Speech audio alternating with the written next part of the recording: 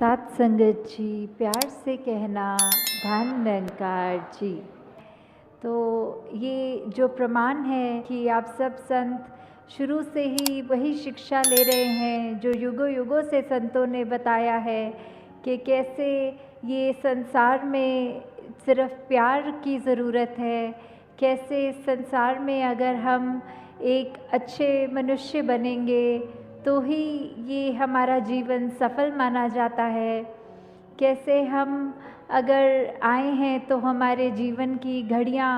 तो सीमित ही हैं, तो हमने जितना जीवन है उसको एक अच्छा जीवन कहलाने के लायक बनाना है तो क्या करना है। उसमें हमें ये अपने आप की सबसे पहले पहचान करनी है कि हम एक मनुष्य के शरीर में हैं तो क्या हम सिर्फ शरीर ही हैं या कुछ और हैं।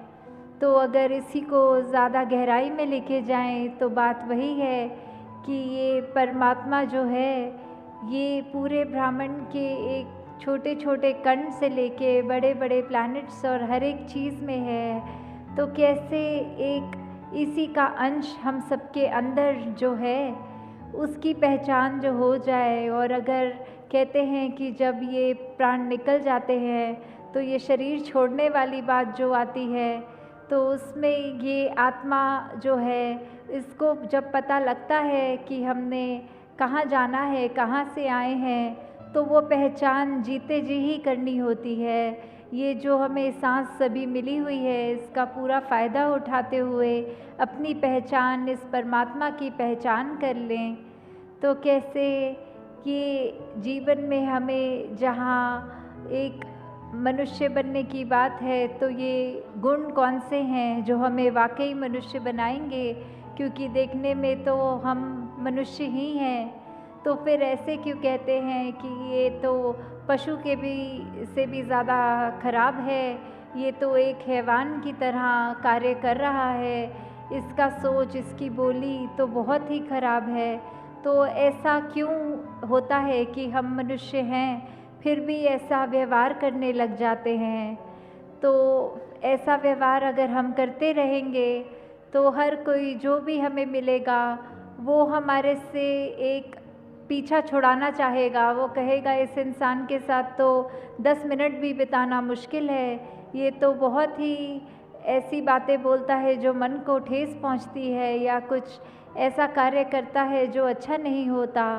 तो कैसे हम इस ऐसी अपनी एक नेचर से हट के एक वाकई ही असली मनुष्य वाले कैरेक्टरिस्टिक्स एक वो गुणों को अपनाएं। कैसे प्रेम, प्यार, निम्रता, समदृष्टि, एक दिल में करुणा लेते हुए दिल को इतना विशाल बनाना, एक नफ़रत की जगह सिर्फ़ एक हर एक के अंदर से खूबियाँ छांटनी कि हर मनुष्य में कोई भी कमी अगर है तो उसको ना देखते हुए सिर्फ़ उसमें क्या गुण हैं जो हमें भी अपने जीवन में लागू करने हैं, वो गुणों की ओर ध्यान दें। कैसे एक अगर उदाहरण है कि तेज़ाब होता है जो एसिड, अगर वो किसी भी बोतल में है, वो चाहे इतनी सुंदर बोतल भी क्यों ना हो, हमें अगर प्यास लगेगी तो हम वो तेज़ाब की बोतल चाहे कितनी भी आकर्षित लग रही हो उसको खोल के नहीं पिएंगे। हमें तो पानी चाहे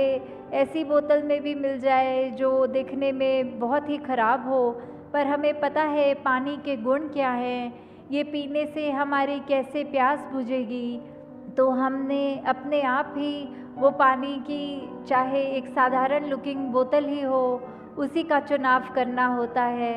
तो ऐसे ही हम चाहे बाहर से अपने तन को भी इतना सजा लें, इतने खूबसूरत लगने लग जाएं, पर अगर मन ही कड़वा है, हमारे सोच विचार में ही बहुत मैल है, दिल में मैल है, तो कोई हमारा उस तरह से हमारे संपर्क में भी नहीं आना चाहेगा। जबकि अगर मन साफ हो तो फिर हम दिखने में चाहे सुंदर हो ना हो तो एक वो फ़र्क नहीं पड़ेगा, क्योंकि हर कोई फिर हमसे वो एक खुशबू ही एक हमारा ग्रहण कर पाएगा।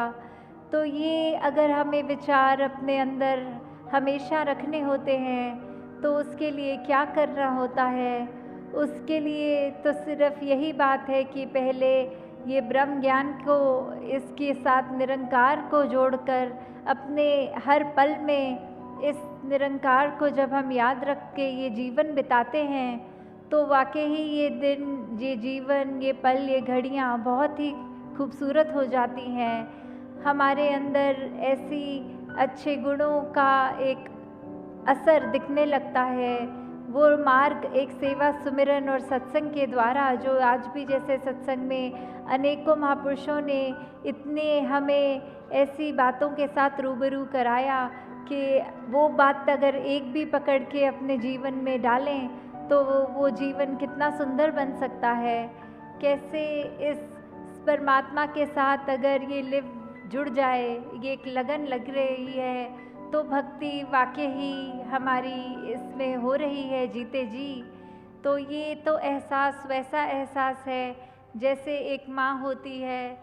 उसको अपने बच्चे को याद करने के लिए कोई ख़ास समय नहीं निकालना पड़ता। वो दिन का कोई भी अगर कार्य कर रही हो, जो बच्चा स्कूल गया है तो वो खाना भी बना लेंगी, वो ऑफिस में भी होंगी, वो कुछ भी ऐसा कार्य करेंगी, पर ध्यान यही होगा कि अभी बच्चा, उसका स्कूल में ब्रेक टाइम चल रहा होगा, अभी वो कोई एक सब्जेक्ट की उसकी क्लास चल रही होगी। तो ऐसे ही हम कोई भी कार्य करें तो इस परमात्मा का एहसास हमारे अंदर साथ साथ रह सकता है। कैसे हम अगर एक जीवन में ये बात अपना लें कि ये सुमिरन तो हम कुछ भी करते हुए कर सकते हैं, ये जब भी समय मिले सत्संग में आएँ और सब वो अच्छे बातों को, अच्छे गुणों को ग्रहण करें। कैसे फिर वो मन स्वयं हमारा सेवा के प्रति भी एक भागेगा कि ये करना है, हर एक के लिए, पूरी मानवता के लिए हम कुछ भी अपना अच्छा कंट्रीब्यूशन दे सकें तो वो हमें किसी को बताना नहीं पड़ेगा। खुद ही हमारा मन वो एक अपने समर्पित भाव से ये सेवा करने के लिए भी हर एक को वो एक रहेगा आगे। तो कैसे जीवन में हमें एक यही बातें रखकर कि हमें अपने जीवन में सिर्फ अपनी चेतनता के साथ, जब इस परमात्मा का हमें बोध हो गया तो ये चेतनता रखते हुए पल पल गुजारना है और उसमें ही हमें ये एक सूझी मिल जाती है, एक ये रास्ता पता लग जाता है कि ऐसा कोई सिचुएशन है तो हमने क्या करना है। अगर मान लीजिए कोई, अगर बच्चे हैं, उनके एग्ज़ाम्स या पढ़ाई हर दिन वो बच्चा अच्छा करता है तो उसको अगर कोई सरप्राइज़ टेस्ट भी ले ले टीचर तो उसको बिल्कुल डर नहीं होता। पर अगर कोई ऐसा बच्चा है जिसने पढ़ाई ही नहीं करी तो उसको तो वो सरप्राइज़ टेस्ट से बहुत डर लगेगा कि इसकी तैयारी नहीं है और टीचर ने ले लिया। तो कैसे फिर वही बात कि हम अगर अपने पल पल में इस परमात्मा को डालेंगे तो कोई भी स्थिति आएगी जीवन में, हमें वो घबराहट नहीं होगी। वो परमात्मा हमारे आगे कोई भी एक परीक्षा रखे, उसमें हमने वो सही कर्म करना है, सही सोच रखनी है, सही व्यवहार रखना है, तो फिर हमें वो परमात्मा के सरप्राइज़ टेस्ट से भी डर नहीं लगेगा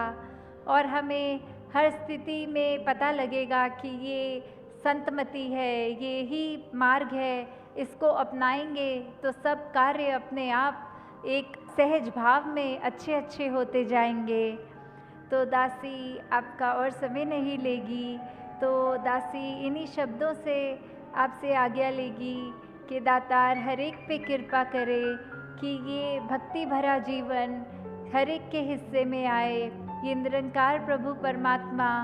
हर एक के जीवन में पल पल उस तरह हर एक कोई उसको याद रखे, जैसे ये सांसें हम ऐसे ले रहे हैं वैसे ही ये परमात्मा का सुमिरन अंदर चलता रहे। साथ संगत जी, प्यार से कहना, धन निरंकार जी।